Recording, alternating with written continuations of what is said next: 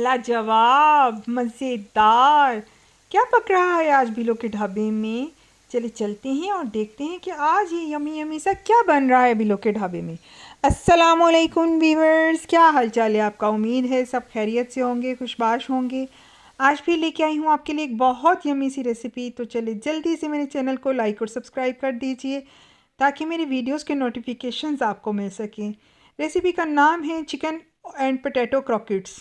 बहुत यम्मी बनते हैं, बहुत सिंपल सी रेसिपी है, बहुत हेल्दी रेसिपी है। इस तरह से आपके बच्चे भी और बड़े भी वेजिटेबल बहुत मज़े से खा सकते हैं।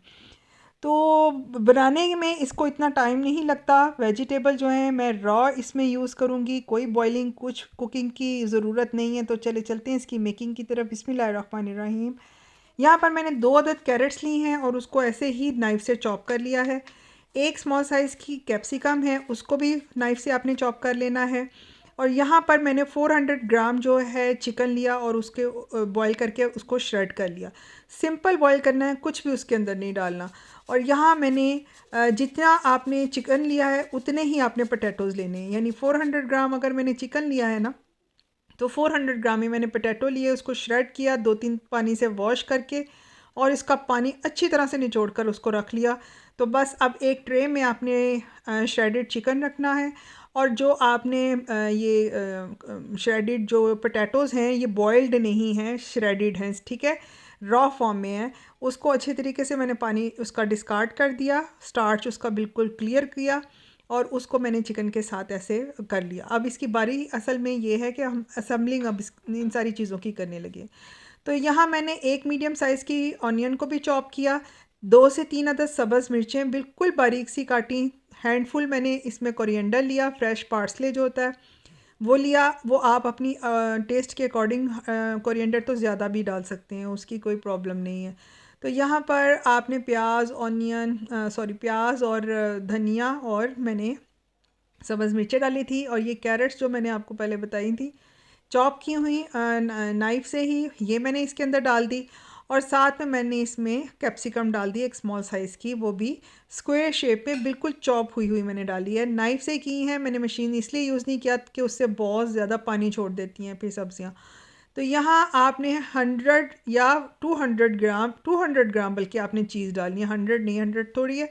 200 ग्राम मैंने श्रेड की थी चीज़, मोज़रेला चीज़ मैंने इसमें डाली है। आप चाहें तो चेडर भी यूज़ कर सकते हैं। तो साथ में आपने डाल देना है अब इसके अकॉर्डिंग सॉल्ट। मैंने 1.5 टेबलस्पून सॉल्ट का डाला था। 3/4 टेबलस्पून मैंने चिली फ्लेक्स का डाला था और क्यूमिन पाउडर मैंने डाला था 3/4 टेबलस्पून।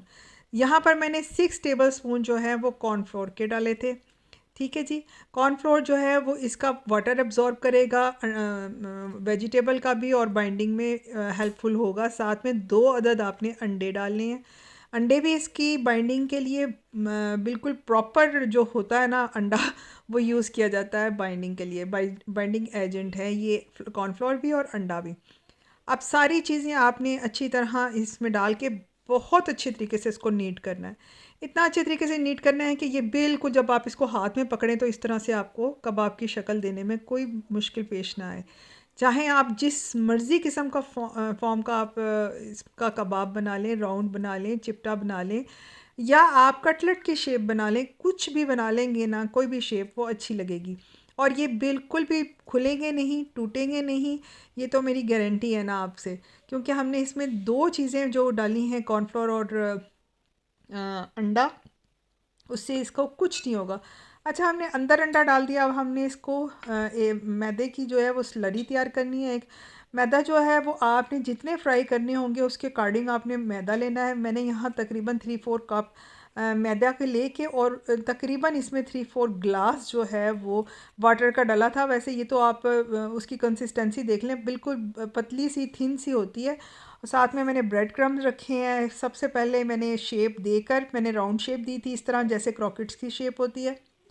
तो इस तरह की मैंने शेप दे के साइडों से बिल्कुल चिपटा इसको कर लिया और बिल्कुल राउंड शेप इसको दे दी। अच्छी तरह प्रेस करके आप बनाएंगे तो आपकी ये कबाब बिल्कुल भी नहीं टूटेंगे। हथेलियों की मदद से अच्छी तरह प्रेस कर करके तो आपने ये कबाब की शेप देनी है। तो ये देखें कितने अच्छे से हमारे सारे कबाब रेडी हो चुके हैं, कितने प्यारे कलरफुल से भी लग रहे हैं और हेल्दी भी हैं और खाने में तो इसका टेस्ट लाजवाब है। मैंने इससे पहले भी क्रॉकेट्स की रेसिपी मैं अपलोड कर चुकी हूँ, लेकिन वो चिकन के हैं वाइट सॉस के साथ, वो भी बहुत औसम है। आप चाहें तो मेरे चैनल का विज़िट करके वो वाले क्रॉकेट्स की भी रेसिपी दे सकते हैं। वो भी बिल्कुल डिफरेंट है और ये भी बिल्कुल डिफरेंट है। तो बस आपने स्लरी जो मैंने बनाई थी उसमें पहले कोट करना और इसके बाद ब्रेड क्रम्स लगाकर तो आपने इसको रखते जाना है। अच्छा, आप इसको ब्रेड क्रम्ब लगाकर आप फ्रीज़ कर लें, चाहें तो बच्चों के लंच बॉक्स में दें। कोई गेस्ट वगैरह आए तो आप फटाफट अपने फ्रीज़र से निकालें और डायरेक्ट जो है ना वो घी में डालें, या डीप रोस्ट भी करने की ज़रूरत नहीं है। ठीक है, क्योंकि इसको कुकिंग का इतना टाइम लगता ही नहीं है। इसमें चिकन तो कुकड है और जो वेजिटेबल है वो आपको पता है इतनी अच्छी क्रश हुई हुई है, इतनी अच्छी वो चॉप हुई हुई है कि उसको टाइम ही नहीं लगता कुक होने में।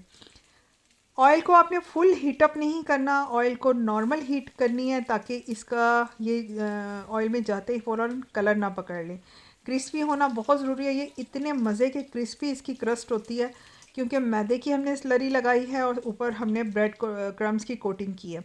अच्छा, क्रम्स जो मैं लगाती हूँ ना, ये क्रम्स मेरे बड़े स्पेशल किस्म के हैं। ये आम क्रम्स नहीं हैं, ये बहुत थोड़े से मोटे होते हैं क्रम्स, इम्पोर्टेड होते हैं और ये इसका टेस्ट बहुत औसम होता है दूसरे क्रम्स की निस्बत।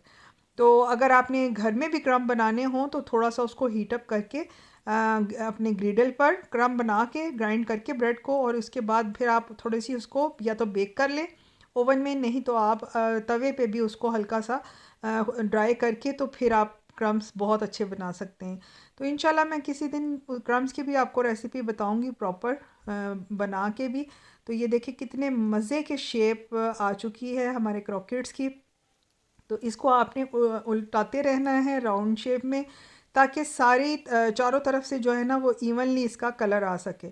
तो कितने मज़े के, कितने यमी से इसकी लुक देखें। आपको जो मैं आपको क्रम्स बता रही हूँ, ये क्रम्ब जो है ना बहुत ज़्यादा ब्लैक कलर भी नहीं करने देते। उसका फ्राई के दौरान भी ना इसका कलर बड़ा बड़ा अच्छा सा, बड़ा नाइस सा आता है। तो ये लें जी, हमारे हो गए हैं क्रॉकेट्स बिल्कुल तैयार। हार्डली इसको कुकिंग टाइम इसका जो है ना 6 to 7 मिनट है हार्डली। तो और इसकी क्रंचीनेस देखें कि कितना क्रिस्पी, कितने क्रंची और अंदर से इतने जूसी और सॉफ्ट बने हैं कि आपकी सोच है। तो ज़रूर ट्राई कीजिएगा और मुझे कमेंट सेक्शन में बताइएगा कि आपको मेरी ये मज़ेदार किस्म की रेसिपी कैसी लगी। ये देखें जी इसकी फ़ाइनल लुक, और आपको मैं इसको तोड़ के भी दिखाती हूँ। तो अभी भी आपको मेरी रेसिपी पसंद आई है तो लाइक के बटन को प्रेस कर दीजिए। फिर मिलूँगी इंशाल्लाह एक नई डिफरेंट यूनिक और मज़ेदार किस्म की रेसिपी के साथ। अल्लाह हाफ़िज़।